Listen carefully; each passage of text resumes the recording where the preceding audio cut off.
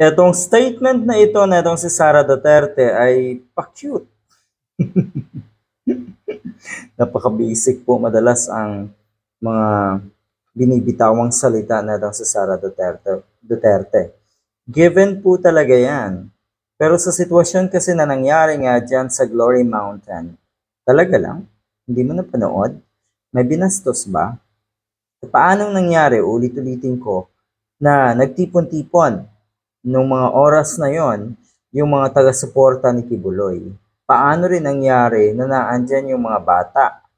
Diyan ba nakatira lahat yan? Madaling araw? Tapos sasabihin ni Sara Duterte na kuno ay irespeto ang mga innocent civilians. Yon, maganda yan. Dapat talagang irespeto. Pero coming kasi from you, Miss Sara Duterte, marunong ka rin bang magrespeto? Sabihin na natin, hindi lang ng mga inosenteng civilian, pero talaga bang marunong kang rumispeto ng kapwa mo? Kasi mukhang hindi. Minsan nga naiisip ko rin na mukhang hindi niyo na rin po nirerespeto ang sarili niyo. Ayan, marami pa namang bakong lalabas ang mga katulad na ito at ulit-ulitin ko na siguradong wala na itong pag-asa. Sabi dito, let us make sure that we respect the innocent civilians. Maganda no na may statement etong Vice President dito sa issue na ito. Natural lamang siguro na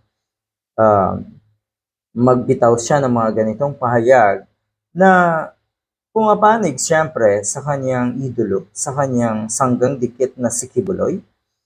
Ganoon naman ang sitwasyon na itong mga ito eh. 'Di ba?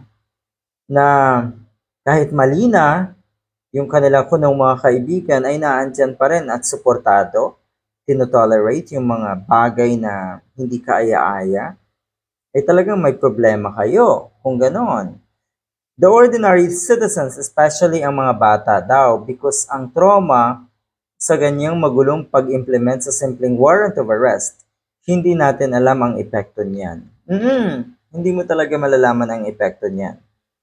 Alright, sabi niya dito, simpleng warrant of arrest. Sa tingin ko hindi na to simple. Bakit? Una, napakatagal na pong nagtatago sa batas etong puganting ito na si Kibuloy. Pangalawa, napakarami pong statement ni Kibuloy bago pa man lumabas ang warrant of arrest na kuno ay hindi siya pahuhuli ng buhay, na kuno ay dadanak muna ng dugo bago siya maaresto, na kuno ay naandyan yung kanyang mga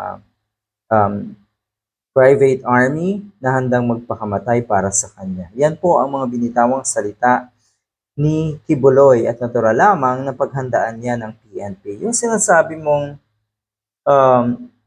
hindi or mukhang hindi nirespeto, ang sabi mo hindi nirespeto ang mga inosenteng civilian. Talaga, alam niyo po yung mga naandun kung paano binastos, kung paanong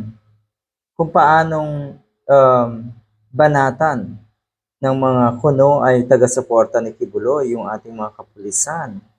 Kita niyo naman kung paano nila komprontahin na akala mo ay napakagagaling. Abay kahit po yung Executive Secretary na nagsabing wala naman daw batas sa Pilipinas. O you see? Okay?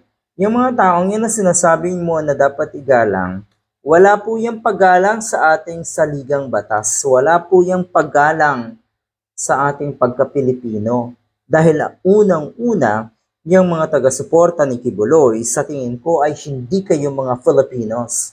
Sa tingin ko kayo ay either mga Duterte citizen or Kibuloy citizen. Ganyan po ang nangyayari sa mga taong panatiko, sa mga taong nagpapauto sa mga katulad ni Duterte at ni Kibuloy. Kayo po ay hindi mga Filipino citizens. Kayo po ay either Duterte citizen or Kibuloy citizen. Bagay naman, Kibuloy citizen. Good luck.